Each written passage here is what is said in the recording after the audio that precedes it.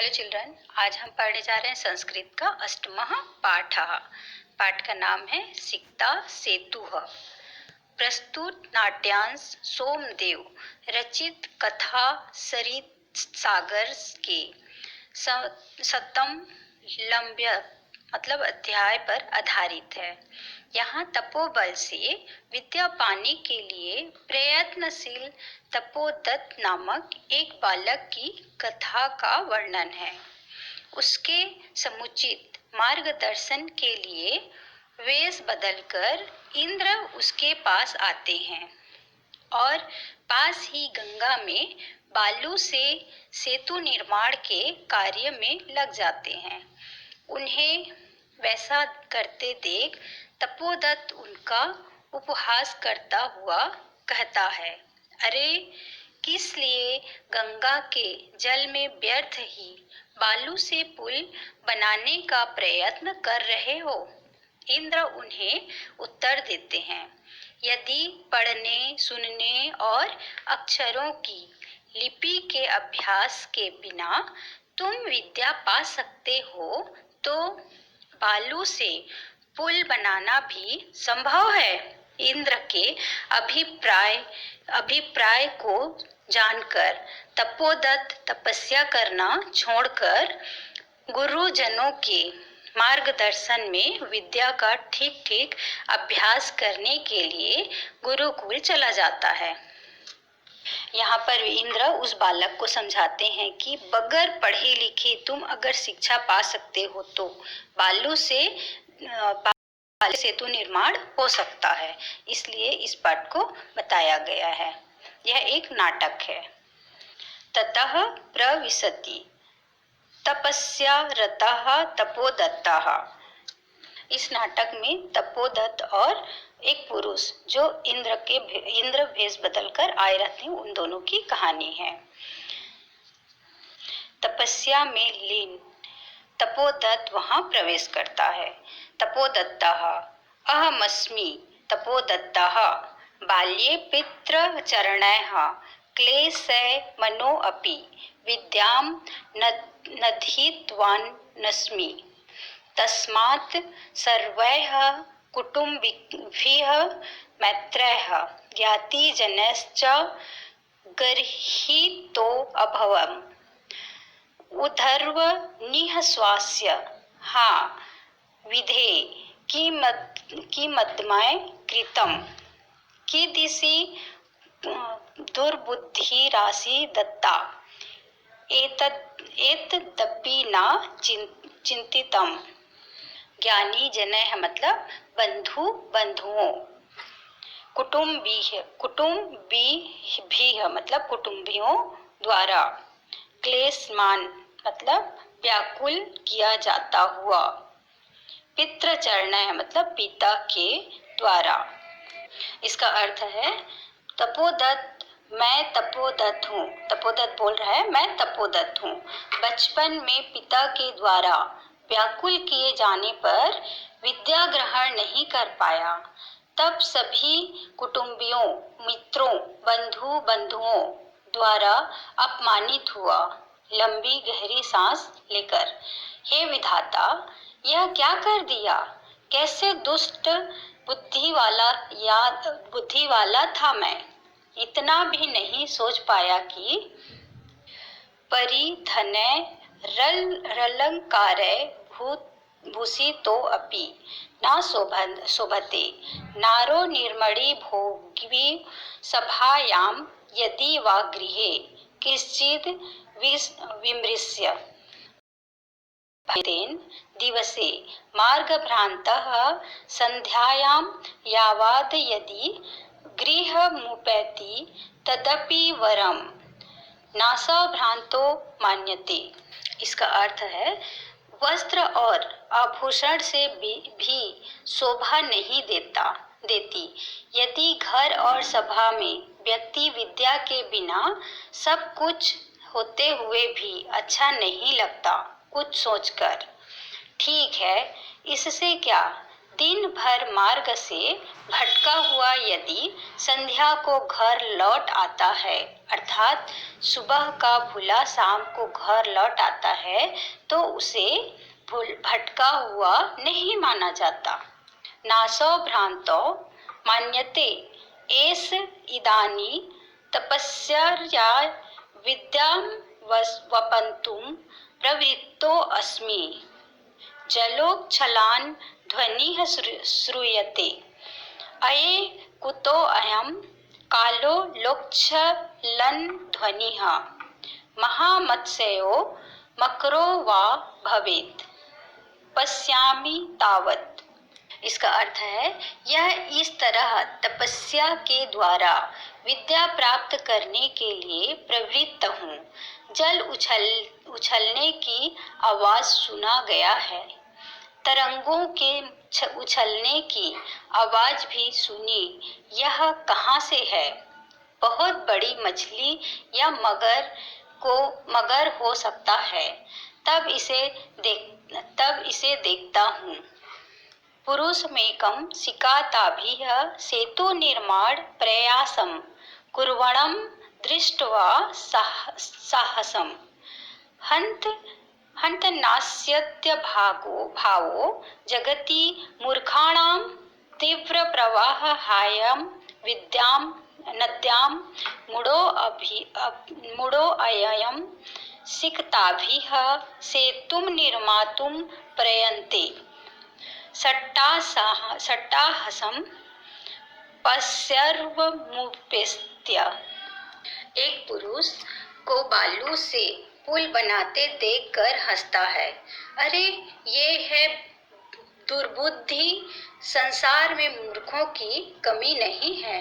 तेज बहाव वाले नदी में मूर्ख लोग ही रेत का पुल बनाने का प्रयास करते हैं और जोर से हंसते हुए पुल बनाते देखकर जोर से हंसते हुए पास जाकर, भो महाशय किमिदं विधीयते अलमलं तव श्रमेण पश्य रामो बबन्ध ययं सेतुं शिला मिर्मकारलये विदत् बालूकाभिस्तां यासि त्वं तीरातं तां चित्तय तावत् सिकताभिः क्वचित् सेतुं कर्तुं पूज्यते। अरे महोदय, क्या हो रहा है? बस मेहनत मत करो। देखो, राम ने समुद्र में जिस पुल को पत्थरों से बनाया था, उस पुल को तुम रेत से बनाते हुए उस राम से भी बढ़कर काम करना चाहते हो? जरा सोचिए, रेत से कहीं पुल का निर्माण उचित है? पुरुषः भोस्त परिस्विन् कथं मामु पुरुणस्तिस् प्रयत्नेन किं न सिद्धं भवति। कावस्यता शीलानां सिक्ताभिरेव सेतुं करिष्यामि स्वसंकल्प दृढ़ताय। उपरूढस्तसी मतलब रोकते हो, भवती मतलब होता है, विला नाम मतलब पत्थरों की। इसका अर्थ है, हे तपस्वी, तुम मुझे क्यों रोक रहे हो? प्रयत्न से क्या कुछ सिद्ध नहीं होता है? पत्थरों की क्या आवश्यकता है? अपनी संकल्प दृढ़ता से बालू से भी समुद्र में पुल का निर्माण करूंगा। तपोदत्तः आश्चर्यं सिक्ताभिरेव सेतुं करिष्यासि। सिक्ता जल प्रवाहे स्थास्यन्ति किं भवता चिंततं न वा। सिक्ताभिरेह मतलब बालू से भी पुल, स्थास्यन्ति मतलब कैसे रुकेगा। इसका अर्थ है, तपोदत्त बोलता है आश्चर्य से, बालू से भी पुल बनाओगे?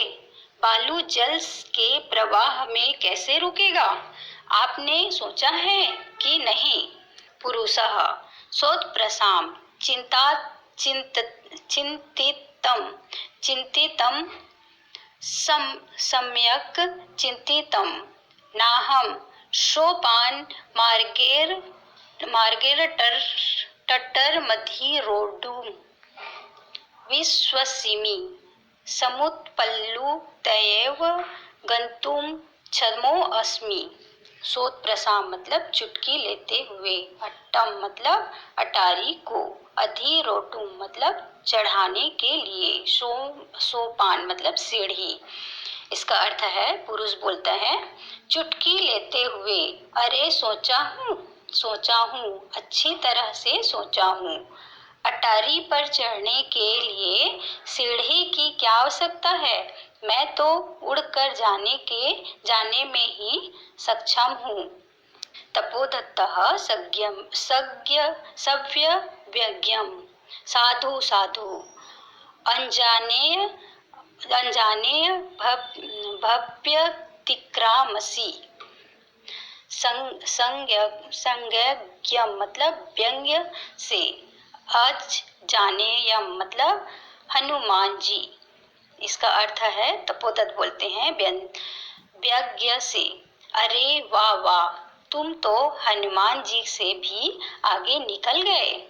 पुरुषः सविमर्शं कोऽत्र संदेह किच विना लिप्यक्षर ज्ञानम तपोभिरेव केवलम यदि विद्या वसे संयस्तु सेतु रेस तथा मम। सवीर सम मतलब सोच विचार कर, लिप्यक्षर ज्ञानम मतलब लिपि या अक्षर ज्ञान। इसका अर्थ है, पुरुष बोलते हैं, विचार करते हुए, इसमें क्या संदेह है? यदि लिपि अक्षर ज्ञान के बिना केवल तपस्या से ही विद्या तुम्हारे वश में हो सकती है, तब उसी तरह यह मेरा पुल भी रेत से बनाया जा सकता है। तपोदत्तः सर्वैलक्ष्यम् आत्मगतम् अये मामे ओदित्यस्य भद्रपुरुषोऽध्यम् अधिक्षिपति नूनं सत्यमत्र पश्यामि। अक्षर ज्ञानम विनैव वैदेस्य मातुम अभिलाषामि तदायां भगवत्याः शरदाया अवमानना। गुरुगृहं गत्वैव विद्याभ्यासो मया करणीयः। पुरुषथैरेव लक्ष्यं प्राप्ते प्रकाशम। सर्वे लक्ष्यम मतलब लज्जा पूर्वक, वैदुष्यम मतलब विद्युत, उमीलियतम मतलब खोल दी। इसका अर्थ है, तपोदत्त बोलते हैं, स्वाम में शर्मिंदा होकर मुझे उद्देश्य कर यह भद्र पुरुष मुझे समझाया। मैं यहाँ निश्चित ही सत्य देख रहा हूँ। अक्षर ज्ञान के बिना विद्या प्राप्त करने की इच्छा रखता हूँ। यह तो भगवती शारदा का अपमान है। गुरु के गृह में जाकर मुझे विद्या प्राप्त करनी चाहिए। पुरुषार्थ से लक्ष्य को प्राप्त किया जाता है। भो नरोक्तम नायहम जाने यत को अस्ति भावान परंतु भवद्भिः उन्मीलितं मे नयन युगलं तपो मात्रेण विद्यां वाप्यतु प्रयतमानो अहमपि सिकताभिरेव सेतु निर्माण प्रयासं करोमि। तदिदानीं विद्याय अध्ययनाय गुरुकुलमेव गच्छामि। सप्रणाम गच्छति प्राप्यते मतलब प्राप्त किया जाता है। प्रयत्न मनो अहमिमपि मतलब प्रयत्न करते हुए मैं भी। नरोत्तम मतलब नर श्रेष्ठ।